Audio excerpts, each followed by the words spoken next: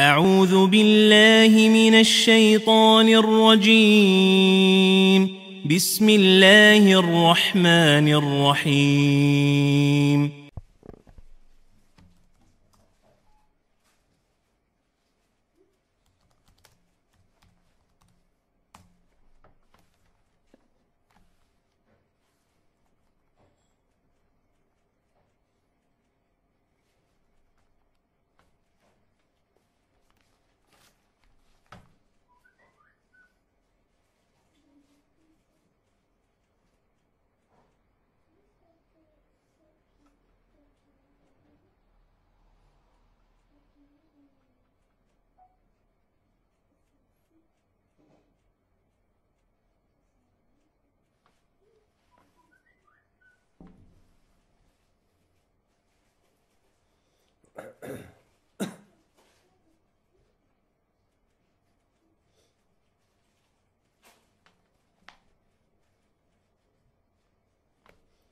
Salam alaikum wa rahmatullahi wa barakatuh. Est-ce que vous avez du son?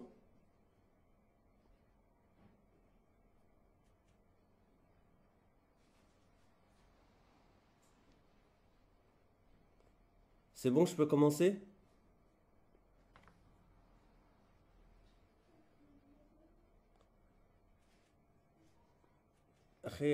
Abou Asma, est-ce que je peux commencer?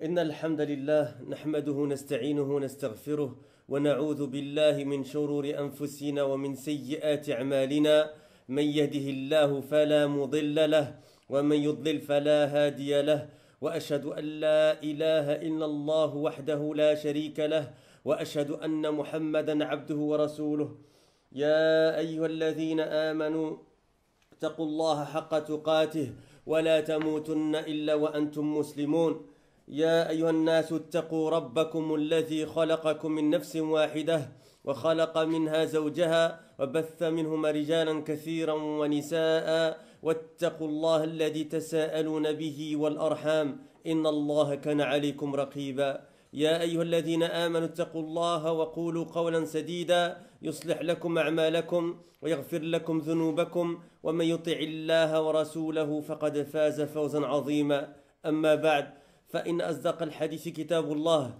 وخير الهدى هدى محمد صلى الله عليه وعلى آله وسلم وشر الأمور محدثاتها وكل محدثة بدعة وكل بدعة ضلالة وكل ضلالة في النار أما بعد chers frères en Allah Azza wa Jal, on est arrivé donc au troisième cours sous le titre Ils sont la paix des cœurs de Cheikh Mohamed Saïd Raslan Hafidahullah Ta'ala Yarhamukallah. Et on est arrivé, et comme je l'avais déjà dit au premier cours, et je l'avais répété dans les cours qui ont suivi, que c'était un sermon du vendredi fait par donc ce cheikh d'Égypte, parmi les savants d'Ahl-Sunnah wal-Jama'a, parmi les shuyukh salafis.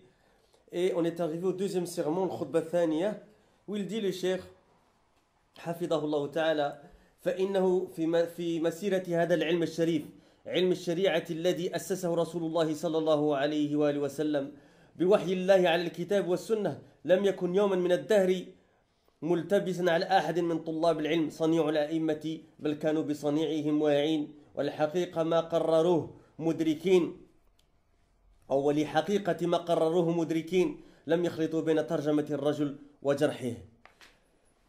Ici, concernant le point, on avait parlé de certains fondements des gens de la Sunna, du consensus de Al-Sunnah al-Jama'a, et on est arrivé à un point qui est important. Pourquoi? Parce que beaucoup de gens essaient de répandre l'ambiguïté à ce sujet-là, et c'est le fait que quand tu critiques quelqu'un, ou quand un savant critique quelqu'un, parmi les gens qui méritent d'être critiqués, ils disent qu'ils rendent obligatoire le fait de dire aussi son bien. Et c'est ce qu'on a appelé la bid'at al-muwazanat. C'est-à-dire qu'ils demandent, ils commandent que l'équilibre soit fait, si vous voulez. Et on a dit que c'était une bid'a, et que les savants de la Sunna ont réfuté cela. Hein? Donc, notamment Cheikh Al-Fawzan, et j'avais cité une source qui est un livre que j'ai recommandé dans le Manhaj parmi d'autres livres que j'ai cités dans le dernier cours, et qui est l'Ajub al-Mufida an As'ilat al-Manhaj al-Jadida, et qui est un livre qui compile les questions-réponses de Cheikh Al-Fawzan, Hafidahullah Ta'ala, dans le Manhaj, fait par Cheikh Jamal bin Furah al-Harithi, qui est un de ses élèves, et qui est un cheikh salafi connu également.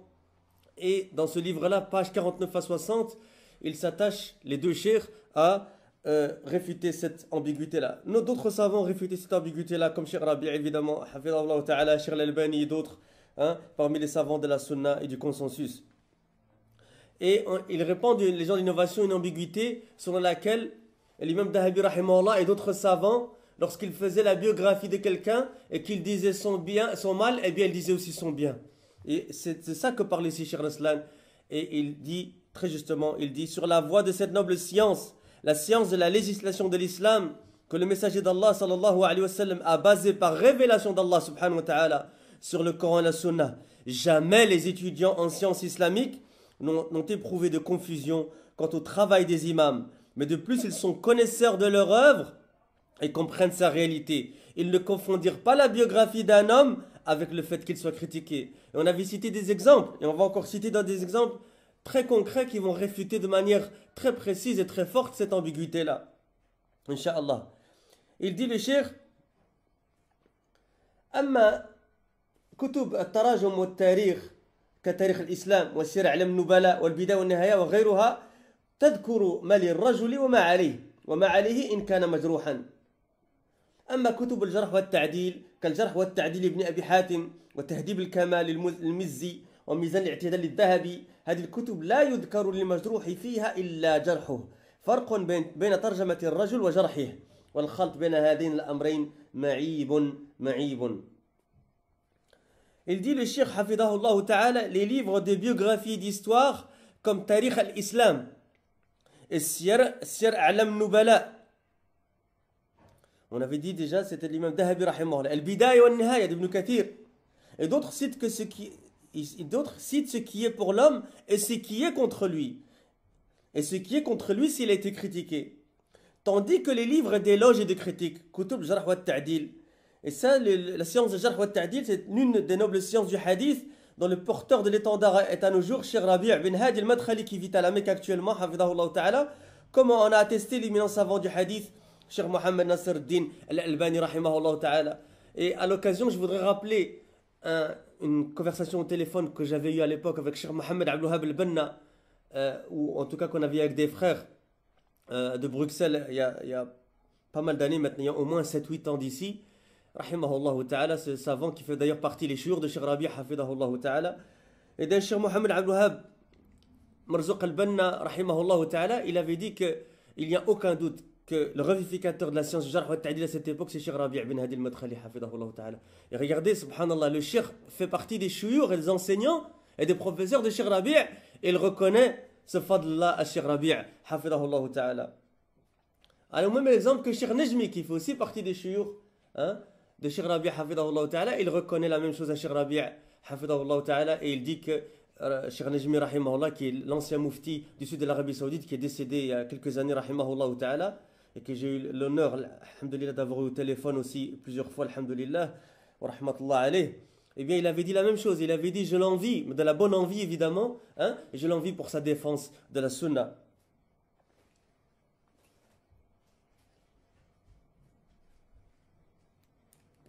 Abdrahman, tu fermes la porte là-bas. Donc on a dit, tandis que les livres d'éloge et de critique, comme Jarh wa Ta'dil ibn Abi Hatim, et Tahdib al-Kamal al-Mizzi et Mizan al-I'tidal al-Dhahabi, ces livres ne citent au sujet de ceux qui sont critiqués que leurs critiques.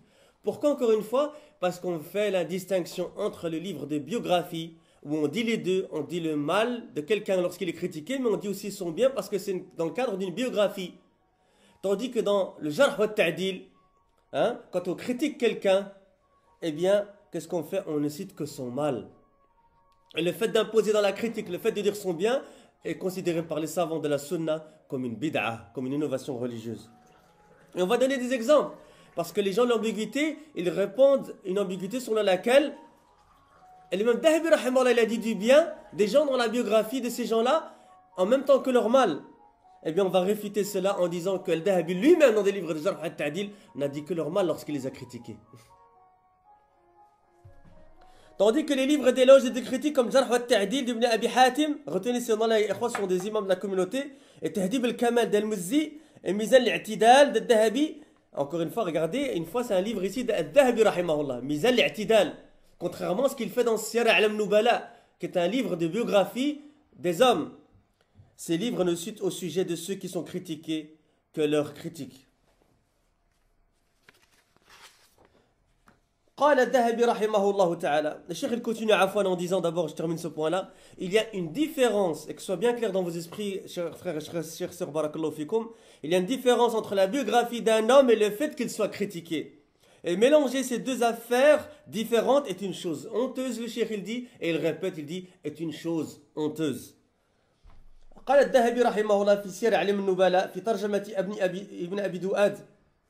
ابن أبي دؤاد لم يكن من النبلاء أصلا حتى يسلك في سلك أعلامهم، لكن الذهبي رحمه الله ذكره في سير أعلام النبلاء. وقد كان ابن أبي دؤاد داعية التجهم الأكبر، وكان حاملا لواء البدعة في حرب أهل السنة في إيذاء أعلامها. قال الذهبي رحمه الله تعالى في ترجمتي في السير: القاضي الكبير أبو عبد الله أحمد بن أبي دؤاد الجهمي عدو أحمد بن حنبل كان داعية إلى خلق القرآن، له كرم وسخاء وأدب وافر ومكارم، ولم يضف إلى كرمه كرم.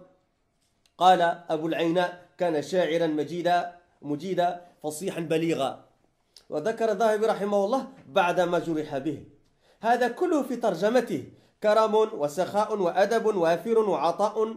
وذكر جرحه يترجم له فيذكر ما له وما عليه.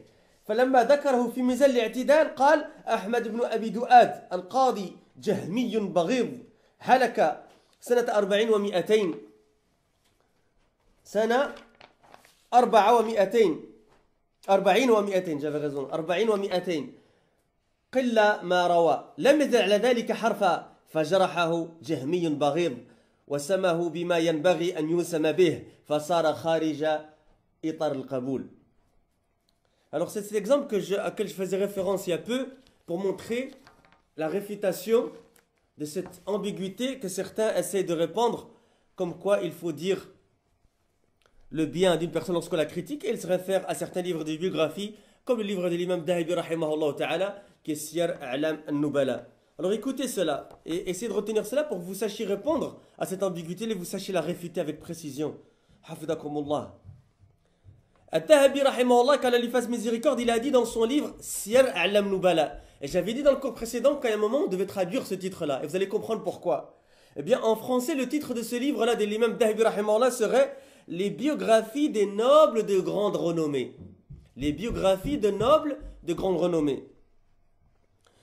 Il dit dans la biographie d'Ibn Abi Du'ad, qui d'ailleurs ne fait pas partie des nobles, et c'est pour ça qu'on a traduit ce livre, ce titre-là, qui d'ailleurs ne fait pas partie des nobles pour qu'il soit cité parmi ceux qui sont célèbres. Parce que les livres, c'est Siyar A'lam Nubala, les biographies des nobles de grande renommée. Or, Ibn Abi Du'ad, il a une biographie dans le livre de l'imam Dhahabi rahimahullah, mais il ne fait pas partie des nobles. Pourquoi? Parce que c'est un ennemi de la sunna, et des gens de la sunna. Mais Al-Dhahabi, qu'Allah lui fasse miséricorde, l'a cité dans Siyar A'lam Nubala, alors qu'Ibn Abi Du'ad était quelqu'un qui appelait au grand tajahhum. Alors je ne sais pas si vous savez c'est quoi tajahhum, c'est peut-être un terme que vous avez déjà entendu, mais sous d'autres formes, Jahmit, Al-Jahmiyah, Al-Tajahhum. Eh bien, tajahhum, c'est d'avoir le madhab de Jahm ibn Safwan, qui est de renier les attributs d'Allah subhanahu wa ta'ala, et certains ont même renié les noms d'Allah subhanahu wa ta'ala, comme l'a dit Cheikh Al-Uthaymin dans Al-Qawl Mufid, fi Sharh Kitab Al-Tawhid, volume 1, page 413 à 415. Donc on a dit quoi? Qu'il était quelqu'un qui appelait au grand tajahhum. Il portait l'étendard, comme Cheikh Rabi' porte aujourd'hui l'étendard de la sunna. Cet homme-là, à l'époque, il portait l'étendard de la bid'a. Il portait l'étendard de l'innovation religieuse. Comme il y a des gens, il y a ikhwa, qui portent l'étendard de la sunna à notre époque, à toute époque, eh bien il y a des gens qui portent l'étendard, al-a'udhu billah, qu'Allah nous préserve de cela, qui portent l'étendard de l'innovation religieuse à cette époque et à toute époque.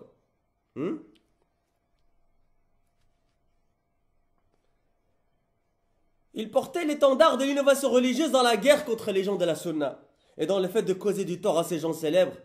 Eh bien, Dhahabi rahimahullah, il a dit dans sa biographie, dans Siyar, ce qu'on appelle Siyar, c'est-à-dire Siyar A'lam Nubala, il dit, écoutez bien, le grand juge, regardez comment il le décrit, Abu Abdillah Ahmad ibn Abi Du'ad le Jahmite. Là, c'est pas une critique, ça. Naam, c'est une critique. Le Jahmite, il dit. Et on a vu, c'était quoi le Tajahum. L'ennemi d'Ahmed ibn Hanbal, ça aussi, c'est une critique. Parce que l'imam Ahmad, c'est l'imam des gens de la Sunna. Il appelait à la croyance selon laquelle le Coran serait créé. Ça aussi, c'est une critique. Parce que cette croyance-là, c'est du coffre. Parce que pour la croyance correcte des gens de la Sunna, c'est de dire Al-Qur'an, kalamullah, ghayru makhlouq. Tu ne peux pas te taire, tu dis ghayru makhlouq. Tu dis le Coran est la parole d'Allah et n'est pas créé. Tu fais cette précision-là. Le Coran est la parole d'Allah et n'est pas créé. Le Coran, kalamullah, ghayru makhlouq. Les salafs et les ulama d'aujourd'hui, ils disent qu'il faut apprendre cette aqidah-là et l'apprendre à nos enfants, à les membres de notre famille. Hein, aux membres de notre famille, afin qu'ils la connaissent par cœur. Le Coran, kalamullah, ghayru makhlouq. Donc lui, qu'est-ce qu'il disait? Il appelait à la croyance selon laquelle le Coran serait créé. Et puis regardez ce qu'il dit. Après cette critique-là, il dit, il avait de la générosité, et de la largesse, et des manières à profusion, etc. Abu al-Aina a dit à son sujet, c'était un poète émérite, éloquent, disserte et beau parleur. Et puis l'imam Dahabi a cité certaines choses en raison desquelles il a été critiqué. Tout cela se trouve donc dans sa biographie. Générosité, largesse, bonne manière et le fait qu'il ait été critiqué. Donc les deux. Sa biographie est faite. On cite donc quoi? Le positif et le négatif.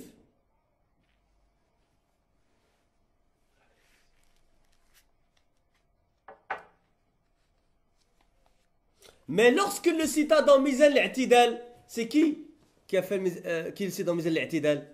Pour voir si vous suivez le cours ou pas. Parce que je sais qu'on a servi du thé là parce qu'il pleut fort ici chez nous et que vous avez un peu froid donc on vous a servi du thé, mais il faut rester concentré les frères.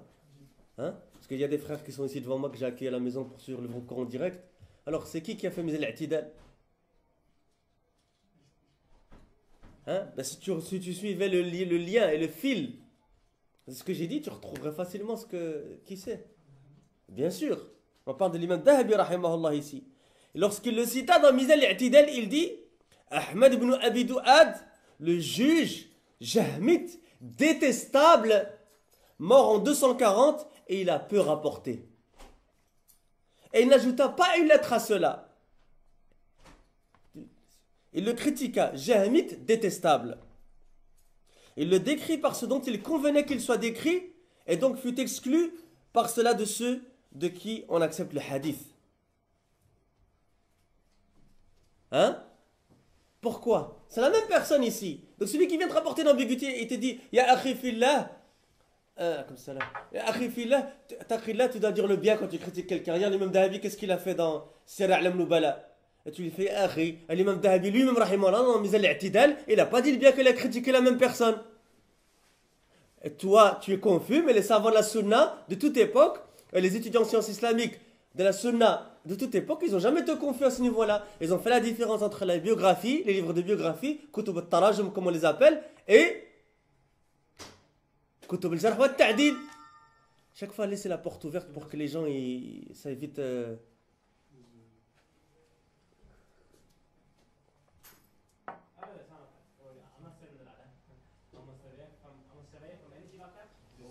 C'est juste...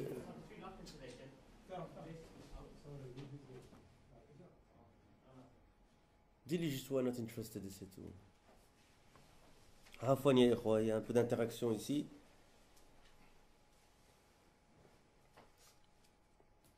Donc j'espère que ce point-là il est compris Inch'Allah. وإن كان له كما قال في السير كرم وسخاء ما ينفعنا هذا وما علاقتنا به إنما ننظر في التراث الذي خلفه لأنه حق الأمة ويجب على الأمة أن تنظر فيه لتزيف زائفه وتنفي باطله وتحذر منه أما أن تقبله على علاته فما هذا من منهاج سلفنا المتقدمين وله من شأن طلاب العلم الجادين بل ولا من شأن العقلاء الفاهمين وأما القوم فيخلطون عمدا كي يمرروا أئمة البدعة الذين يجعلهم أئمة يدعون أنهم في السنة أئمة كبرت كلمة تخرج من أفواههم إن يقولون إلا كذبا. Regardez cet excellent dars, cette excellente khutbah, Cheikh Raslan, hafidahullah ta'ala, que l'on récompense par le Firdaus al-A'la.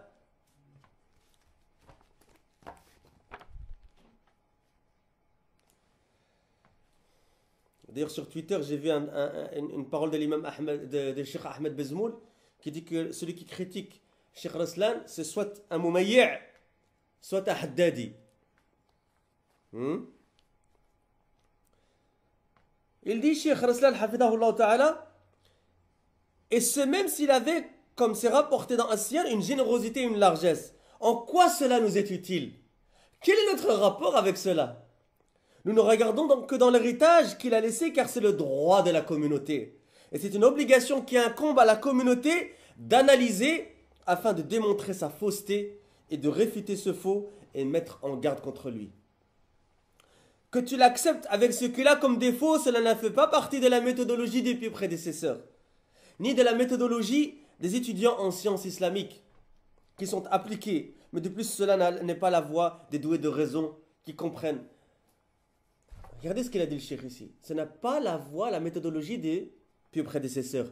Et pour un rappel, peut-être qu'il y a des gens qui nous écoutent sur la radio de Sud la publication et qui n'ont peut-être pas un préacquis au niveau de la salafia. La salafia, ce n'est pas quelque chose de mustahab, ya ikhwa. Ou akhawat. Ce n'est pas quelque chose de préférable si tu veux. Tu peux suivre, si tu veux, tu ne peux pas suivre. Tu ne dois pas suivre. La salafia, c'est la seule voie de vérité.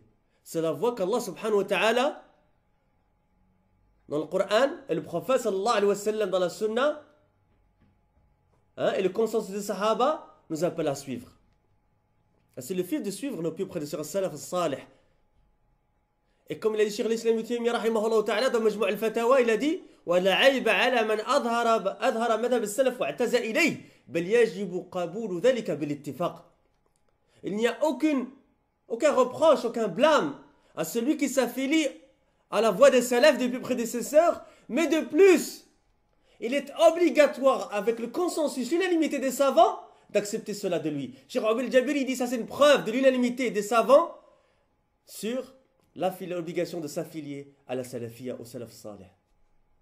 Et les salafis ont de nombreux noms qui sont tirés du Coran de la Sunna, contrairement aux noms des sectes innovées qui sont tirés soit de leur chair, soit de leur innovation religieuse, comme le Jahmiya, Jahm ibn Safwan. L'I'tizal, pourquoi le Mu'tazila? Parce qu'ils i'tazalu an majalis al-Hasan al-Basri. Ils se sont isolés des assises de al-Hasan al-Basri, rahimahullah. Al-Qadariya, par rapport à leur bid'a qu'ils avaient concernant la croyance sur le Qadar. On avait parlé de ça dans le dernier cours, quand Abdullah ibn Omar il a cité le hadith de Jibril alayhi salam pour réfuter leur bid'a. Al-Qutbiyoun, par exemple, qui est une secte contemporaine, référence à Sayyid Qutb, qui est un individu qui n'était pas un savant et qui a critiqué les Sahaba, et même jugé mécréants certains d'entre eux, et a critiqué certains prophètes, comme Moussa alayhi salam. D'accord? Sururiya, par exemple, les suiveurs de Mohamed Zine Abidin Surur, qui jugent mécréants l'État d'Arabie Saoudite et qui se délectent confortablement à Londres ici. Pas loin de chez nous ici. Eh bien, les salafis, ils ont de nombreux noms tirés de le Coran ou la Sunna. Comme par exemple Ahlul Athar, Al-Ghuraba, les étrangers, Ahlul Sunna wal Jama'a, les gens de la Sunna du consensus. Et Cheikh l'Islam Ibn Taymiyyah a bien expliqué, comme les ulama ont bien expliqué cette terminologie-là, Ahlul Sunna, les gens de la Sunna, car ils s'accrochent à la Sunna. Wal Jama'a, car ils sont regroupés sur la Sunna. Ahl bid'a wal furqa, le contraire, les gens de l'innovation et de la division. Car comme c'est un signe des gens de la Sunna qu'ils soient regroupés sur la Sunna, eh bien c'est un signe des gens de l'innovation qu'ils soient divisés. Même si tu crois qu'ils sont regroupés, ils ne sont pas regroupés. Tahsabuhum jami'an wa qulubuhum shatta. Tu les crois réunis alors que leurs cœurs ils sont divisés.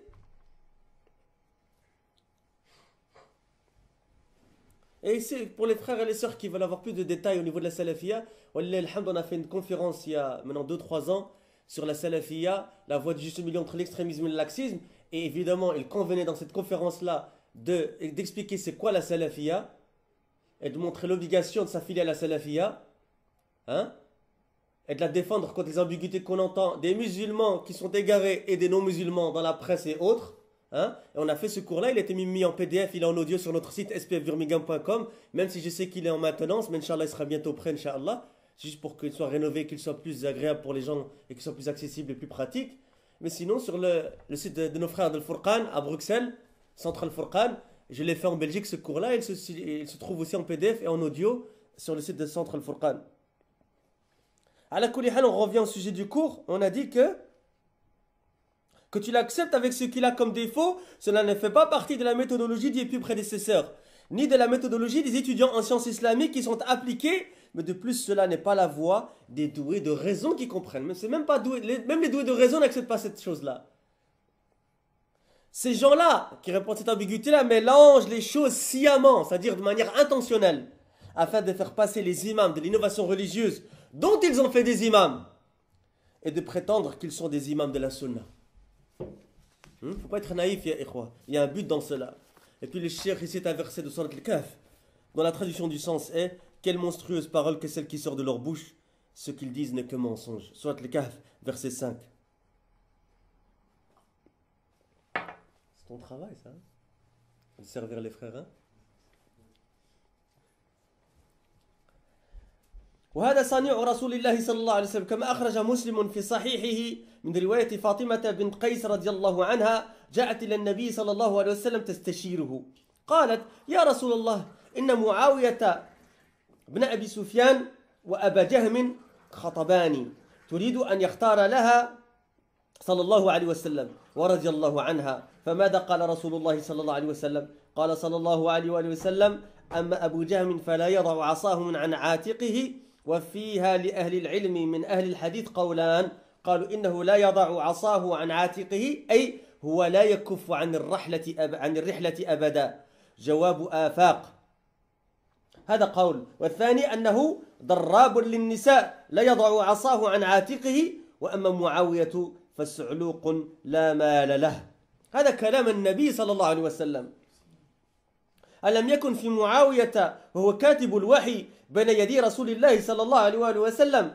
ألم يكن فيه من الفضائل ما يذكره النبي صلى الله عليه وسلم قبالة ما ذكر فيه ألم يكن في أبي جهم رضي الله عنه من الفضائل والفواضل ما يذكره رسول الله صلى الله عليه وسلم عاقدا الموازنة بين الحسنات والسيئات أين هذا في كلام الرسول صلى الله عليه وسلم هذا كلام أهل البدعة الذين حرفوا الأمة عن صراط المستقيم وأضلوا الشباب عن الطريق القويم طريق النبي الكريم صلى الله عليه وسلم هذا صنيعه وأما أبو جهم فإنه لا يضع عصاه عن عاتقه وأما معاوية فسعلوق لا مال له ولكن انكحي أسامة بن زيد هذا صنيع الرسول صلى الله عليه وسلم. Encore un exemple de la sunna, parce que les gens de la sunna ils parlent avec preuve, avec dalil. Hein, je ne sais pas si Abou Asma tu peux me confirmer que tu as toujours du son, barakallahu fik.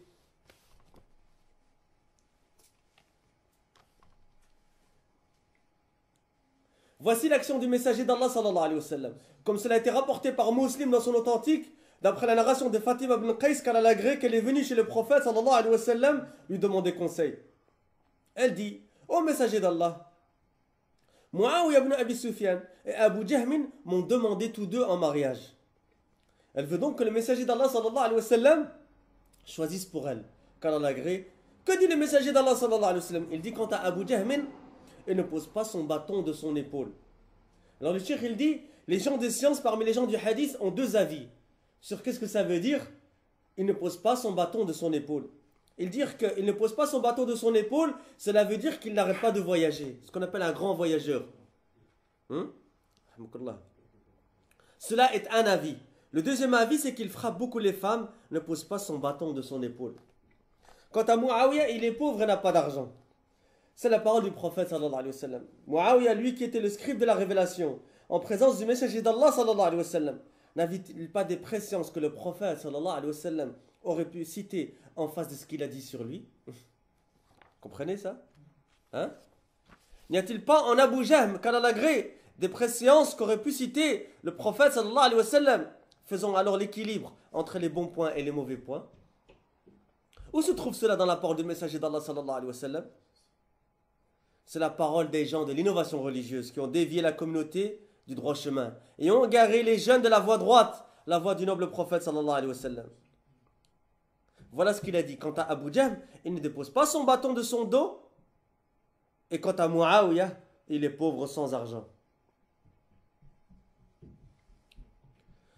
marie-toi plutôt avec Osama ibn Zayd. لكن كيحي أسامة بن زيد.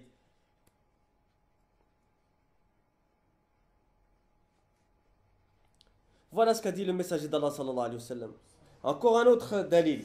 وعن البخاري في الصحيح عن عائشة رضي الله عنها أن رجلا استأذن عن النبي على النبي صلى الله عليه وسلم فقال صلى الله عليه وسلم ائذنوا له بئس أخو العشيرة أو بئس ابن العشيرة. هذا كلام الرسول صلى الله عليه وسلم. هل التزم أن يذكر ما له في مقابل ما عليه؟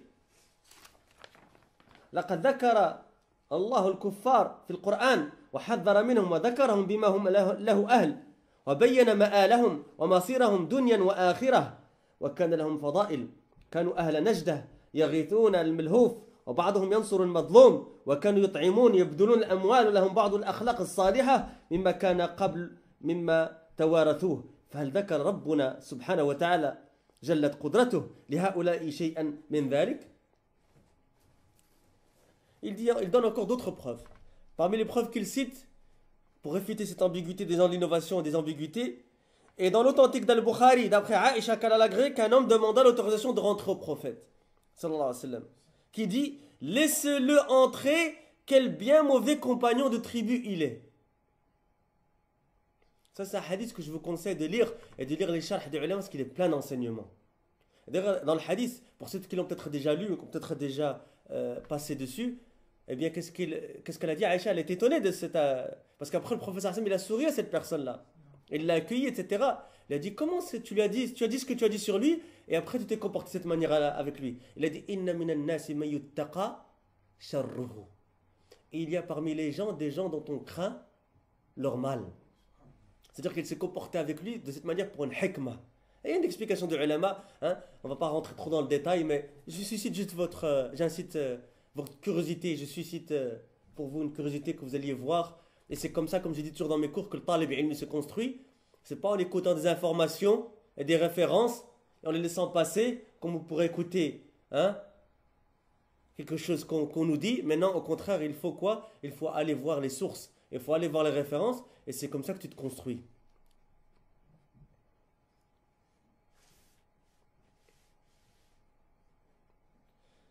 Le prophète sallallahu alayhi wa sallam a dit, laissez-le entrer, quel bien mauvais compagnon des tribus il est. Ceci est la parole du messager d'Allah sallallahu alayhi wa sallam.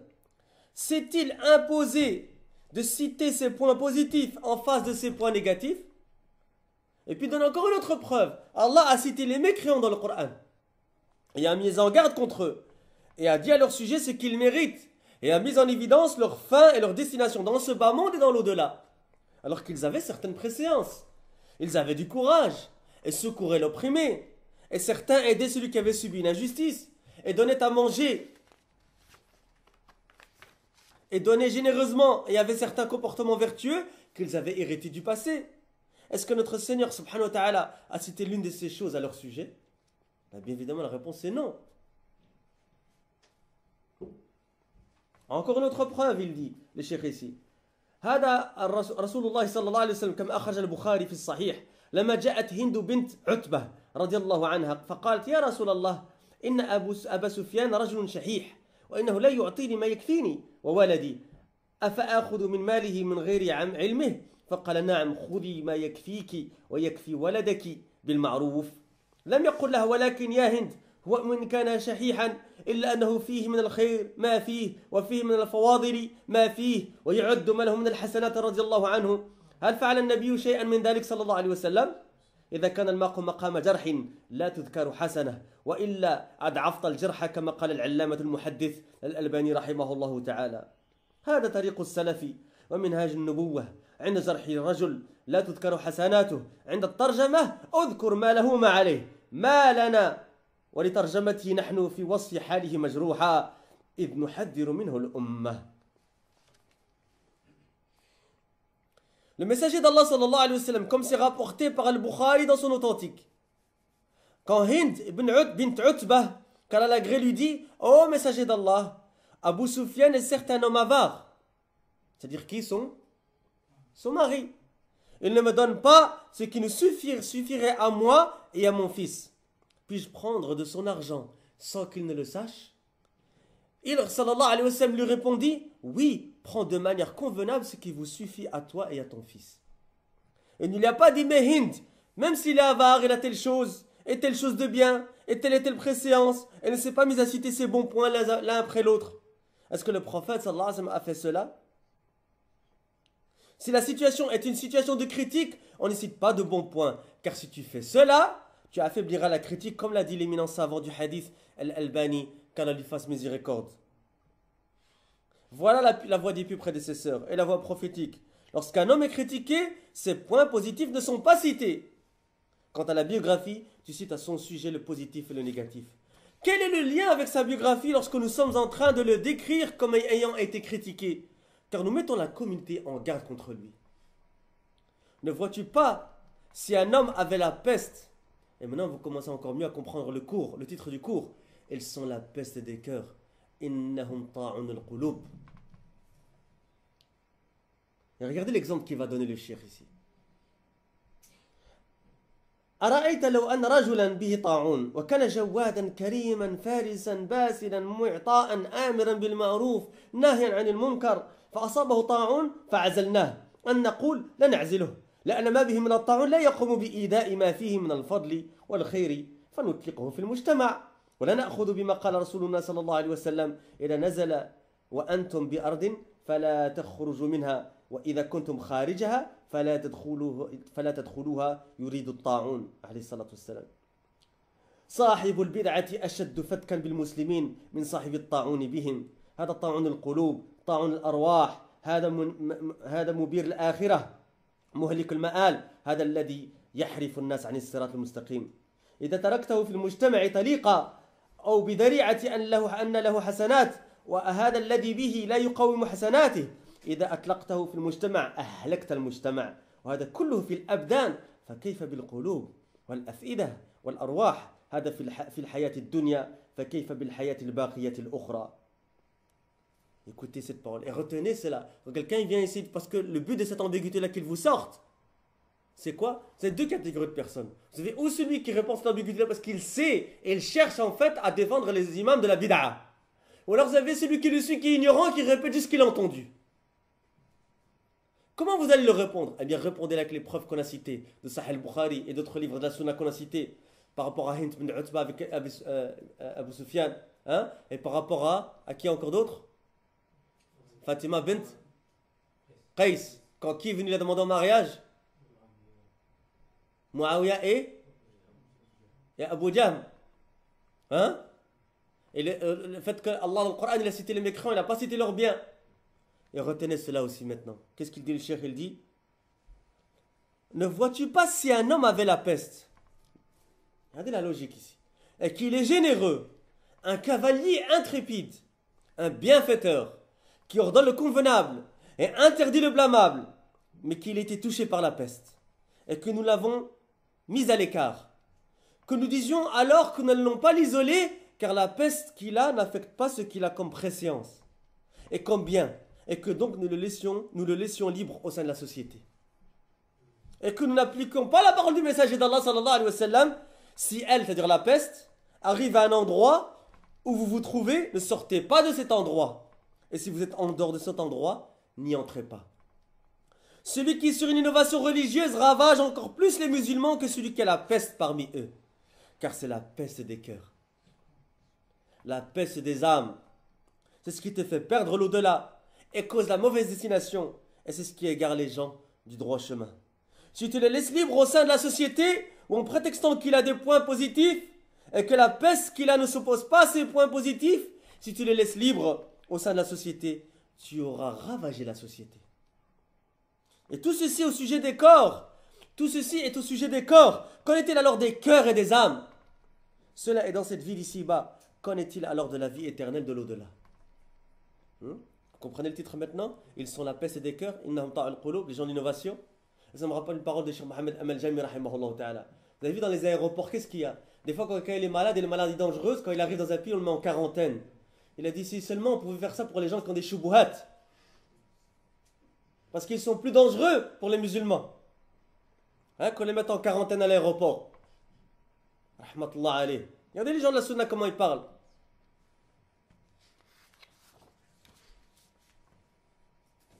الأمر لا يلتبس على ذي عقل، ولكن إذا أضل الله تبارك وتعالى قوما فلا هادي لهم. أسأل الله رب العالمين أن يهدينا ويجنبنا الضلال والإضلال. هذا كله لما؟ لأن البدعة شأنها خطير، فهي أحب إلى إبليس من المعصية، أي التي ليست ببدعة، هي بريد الكفر. البدعة لا يتاب منها، والمعصية يتاب منها، والعاصي على رجاء التوبة والإنابة. أما المبتدع فإنه مستمر في عماية الغواية. المبتدع ماسخ للدين محرف للشريعة، وأما العاصي فواقع في أمر هو معصية يقر بأنه معصية، والناس يعلمون وعلى رجاء أن يتوب. Cheikh il dit, et ça c'est un point important à comprendre aussi, cette affaire ne prête pas à confusion pour celui qui est doué de raison. Mais si Allah égare des gens, personne ne peut les guider. Nous demandons à Allah, le Seigneur des mondes, qu'il nous tienne à l'écart de l'égarement et du fait d'égarer autrui. Parce que Cheikh il a dit, min ad-dalal wal idlal. Tout cela pourquoi? Parce que l'affaire de l'innovation religieuse est une affaire très dangereuse. Iblis l'aime plus que les péchés, qui ne sont pas des innovations religieuses. Parce qu'il y a des péchés qui ne sont pas des innovations religieuses, mais qui sont toujours des péchés. Elle est la voie, la bid'a, elle est la voie vers la mécréance. Et les ulama, ils considèrent avec consensus, ijma', que la bid'a, elle est plus grave que les péchés qui sont moindres que la bid'a. Parce qu'évidemment, la bid'a, c'est aussi un péché. C'est ça qui veut le cheikh, il est précis ici quand il parle. Cheikh dit, on ne se repent pas d'une innovation religieuse tandis qu'on se repent d'un péché. Le désobéissant qui a commis un péché espère revenir et se repentir, tandis que l'innovateur persiste dans l'aveuglement de l'égarement. L'innovateur transforme la religion. Il falsifie la législation, tandis que le pécheur est dans un péché qu'il admet être un péché, et les gens le savent et espèrent qu'il se repente. L'innovation eu égard à la croyance se divise en deux catégories. البدعة تنقسم باعتبار تعلقها بالاعتقاد إلى عملية واعتقادية. فالعملية ما كانت عملا من أعمال جوارح كالذكر أمام الجنازة وكصلاة الرغائب والصلاة النصف من شعبان إلى غير ذلك من البدع العملية. وأما البدعة العقدية فما كان اعتقادا للشيء على خلاف ما هو عليه المعروف عن الرسول صلى الله عليه وسلم، لا بمعاندة ولكن بنوع شبهة سواء كان مع الاعتقاد عمل أو لا. البدعة الاعتقادية من أخطر ما يصيب القلوب، ولذلك حذر منها الكتاب والسنة. يوم تبيض وجوه وتسود وجوه، سورة آل عمران. قال ابن عباس رضي الله عنهما: تبيض وجوه أهل السنة والجماعة وتسود وجوه أهل البدعة والفرقة. Écoutez cette classification de la bid'a. Cher, qu'est-ce qu'il dit ici? L'innovation eu égard, parce que les ulama ils ont différentes classifications de la bid'a, d'accord? L'innovation eu égard à la croyance, se divise en deux catégories. L'innovation dans les actes et l'innovation dans la croyance.